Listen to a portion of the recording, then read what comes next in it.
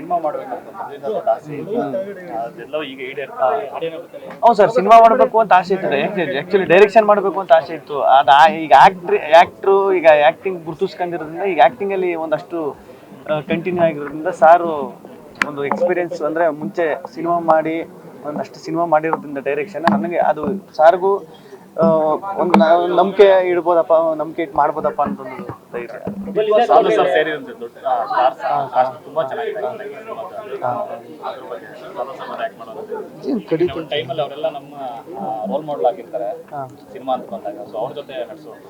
ಹ್ಞೂ ಸರ್, ಇದು ಸಾಧು ಸರ್ ಈಗ ಹೆಂಗೆ ಅಂದ್ರೆ ಎಲ್ಲೂ ಹೋಯ್ತಿರಲಿಲ್ಲ ಅವರು. ಶಾರ್ಟ್ ಬೇರೆಯವ್ರದ್ದು ಇದ್ದಾಗಲೂ ಈಗ ಶಾರ್ಟ್ ಮುಗಿದು ಇಲ್ಲ ರೆಡಿ ಆಗ್ಬೇಕು ಅಲ್ಲೇ ಕೂತ್ಕೊಂಡು ಚೇರ್ ಹಾಕಿ ನಮ್ಮನ್ನೆಲ್ಲ ಕೂರಿಸ್ಕೊಂಡು ಹೇಳೋರು, ಅವ್ರ ಅನುಭವಗಳು ಹೇಳೋರು. ಆವಾಗ ಒಂದು ಸಿನಿಮಾ ಮಾಡ್ದು, ಅವಾಗ ಹಿಂಗೆ ಆಗಿತ್ತು, ಇಲ್ಲೊಂದು ಸಿನಿಮಾ ಮಾಡ್ದು, ಇನ್ಸಿಡೆಂಟ್ ಆಗಿತ್ತು, ಒಂದು ಅಷ್ಟು ಹೇಳೋರು. ನಾನು ಇಲ್ಲೆಲ್ಲ ಸುತ್ತ ಆಮೇಲೆ ಅವ್ರ ಫೋಟೋ ಎಲ್ಲ ಈಗ ಬೇರೆ ದೇಶಕ್ಕೆ ಹೋಗಿ ತಗೊಂಡಿರೋ ಫೋಟೋ ಎಲ್ಲ ತೋರಿಸಿದ್ರು. ಇಲ್ಲಿ ಹೋಗಿದೆ ಈ ದೇಶಕ್ಕೆ, ಇಲ್ಲಿದು ಫೇಮಸ್ಸು, ನೀವು ಹೋಗು ಸುತ್ತಾಡಬೇಕು, ನಾನು ಎಲ್ಲ ದೇಶನೂ ಸುತ್ತಾಡಿದ್ದೀನಿ, ಸುತ್ತಾಡಬೇಕು, ಜೀವನದಲ್ಲಿ ಎಂಜಾಯ್ ಮಾಡಬೇಕು ಅಂತ ಒಂದು ಅಷ್ಟು ಹೇಳೋರು. ಅದೆಲ್ಲ ಅವ್ರ ಅನುಭವ ಹಂಚ್ಕೊತಾರಲ್ಲ ಸರ್, ಅದು ಸಖತ್ ಖುಷಿ.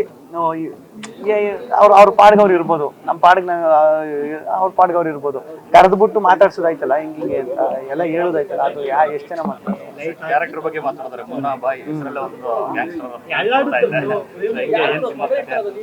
ಸಿನಿಮಾದ ಕತೆ ಅಲ್ಲ ಸರ್, ಜರ್ನಿ ಕತೆ.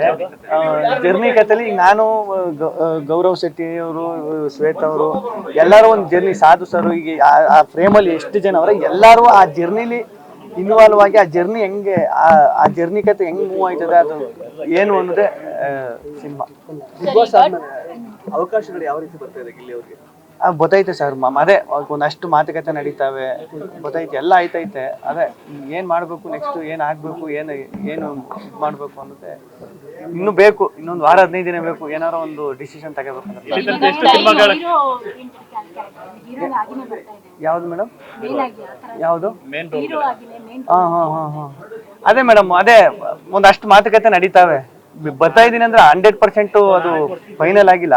ಅದೇ ಈಗ ಮಾತಾಡೋಕೆ ಮಾತುಕತೆ ನಡೀತಾವೆ.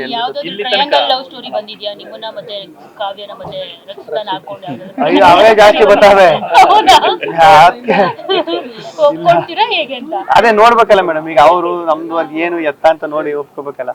ಈಗ ಅದು ತಪ್ಪಲ್ಲ, ಈಗ ಅದು ಈಗ ಶೋ ನೋಡಿ ಇದ್ರಲ್ಲೆಲ್ಲ ನೋಡ್ಬಿಟ್ಟು ಇದೆಲ್ಲ. ಈಗ ನಾನು ಆಚೆ ಬಂದ್ಮೇಲೆ ನಾನು ಹೊಸಿ ಬಿದ್ದು ನಗಡೆಲ್ಲ ಸೂರ್ಯವಂಶದ್ದೆಲ್ಲ ನನ್ನ ರಕ್ಷಿತಾ ಕಾವ್ಯ ಅವ್ರನ್ನೆಲ್ಲ ಸೇರಿಸಿ ಸೂರ್ಯವಂಶ, ಆಮೇಲೆ ಬೃಂದಾವನ ದರ್ಶನ್ ಸರ್ದು ಬೃಂದಾವನ ಸಿನಿಮಾ ಐತಲ್ಲ, ಅದೆಲ್ಲನೂ ಮೊಕನೆಲ್ಲ ಎಡಿಟ್ ಮಾಡಾಕ ಅವರೇನು ಮಾಡಿದ್ರು. ನಿಮ್ ಚಾಯ್ಸ್ ಹೇಳಿ. ಹಂಗಾದ್ರೆ ಬೃಂದಾವನ ಸಿನಿಮಾದಲ್ಲಿ ಇಬ್ರು ಒಪ್ಕೋತಾರೆ, ಹೀರೋ ದರ್ಶನ್ ಅವರು. ನೀವು ಇಬ್ರು ಒಪ್ಕೊಂತೀರಾ, ಇಲ್ಲಿ ಯಾರಾದ್ರೂ ಒಬ್ರನ್ನ ಸೆಲೆಕ್ಟ್ ಮಾಡ್ತೀರಾ ಅಂತ? ಏನ್ ಇಬ್ರು ಒಪ್ಕೊಳ್ಳಿ.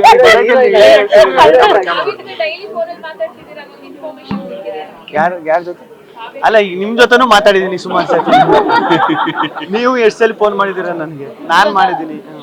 ಜಾತ್ರೆಗಳಲ್ಲಿ ತೋಲು ಗೊಂಬೆ ಅದಕ್ಕೆಲ್ಲ ನೀವು ಕಾವ್ಯ ಮತ್ತೆ ಇಲ್ಲಿಯವ್ರನ್ನ ಮಾಡ್ಬಿಟ್ಟು ಓಡಿಸ್ತಿದಾರಲ್ಲ ಈ ಜಾತ್ರೆ, ಏನ್ ಅನ್ಸುತ್ತೆ ಅದನ್ನೆಲ್ಲ ನೋಡ್ತಾರೆ? ಅದನ್ನು ನೋಡಿದೆ, ಸಖತ್ ಖುಷಿ ಆಯ್ತು. ಈಗ ನಾನು ಆಚೆಗೆ ಬಂದಾಗ್ಲೂ ಒಂದು ಅನ್ಕೊಂಡಿದ್ದೆ, ಬುಡಪ್ಪ ಒಂದು ವಾರ ಅಂದ್ರೆ ಗೆದ್ದವನಿ ಆಚೆ ಬಂದೈತೆ, ಬಿಗ್ ಬಾಸ್ ಮುಗಿದು ಈಗ ತಾನೇ ಆಗೈತಲ್ಲ, ಒಂದ್ ವಾರ ಇರ್ತದೆ ಈ ಬಿಸಿ ಎಲ್ಲ, ಆಮೇಲೆ ಎಲ್ಲ ಮಾಮೂಲಿ ನಾರ್ಮಲ್ ಆಯ್ತದೆ, ನಾನು ಆರಾಮಾಗಿ ಇರ್ಬೋದು ಓಡಾಡ್ಕೊಂಡು ಅಂತ.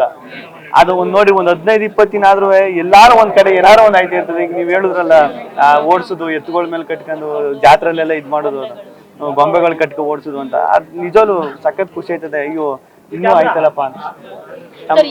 ಈ ಟೈಮ್ ಅನ್ನೋದನ್ನ ಎಷ್ಟು ನಂಬ್ತೀರಾ? ಬಿಕಾಸ್ ನೀವು ಸೂಪರ್ ಸಿನಿಮಾ ಮಾಡ್ಬಿಟ್ಟು ಹೋದ್ರಿ, ಬಿಗ್ ಬಾಸ್ ಕೂಡ ಸೂಪರ್ ಹಿಟ್ ಆಯ್ತು, ಜೊತೆಗೆ ಇಲ್ಲಿ ನೀವು ಕೂಡ ಲೀಡ್ ಅಲ್ಲಿ ಆಕ್ಟ್ ಮಾಡಿರುವಂತದ್ದು, ಇದೆಲ್ಲ ನೋಡ್ತಿದ್ರೆ ಎಲ್ಲೋ ಒಂದ್ ಕಡೆ ಕೋಇನ್ಸಿಡೆಂಟ್, ಇದೆಲ್ಲ ಗಿಲ್ಲಿ ಹೆಸರಲ್ಲಿ ಬರ್ದಿಟ್ಟಿದೆ ಆಲ್ರೆಡಿ ಅಂತ ಅನ್ಸುತ್ತೆ.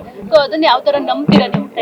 ಟೈಮ್ ನ ಯಾವ ತರ ನಂಬ್ತೀರಾ? ಅದೇ ಮೇಡಮ್, ನಾನು ಎಲ್ಲೋದ್ರು ಅದೇ ಹೇಳ್ತೀನಿ. ಈಗ ನನ್ನಿಂದ ಆಗ್ಬಿಡ್ತು, ನಾನ್ ಮಾಡ್ಬಿಟ್ಟೆ, ಇವನೇ ಅದೆಲ್ಲ ಅದು ಟೈಮಿಗೆ ಸಿಗು ಜನ ಎಲ್ಲ ತುಂಬಾ ಮ್ಯಾಟ್ರ್ ಆಯ್ತಾರೆ.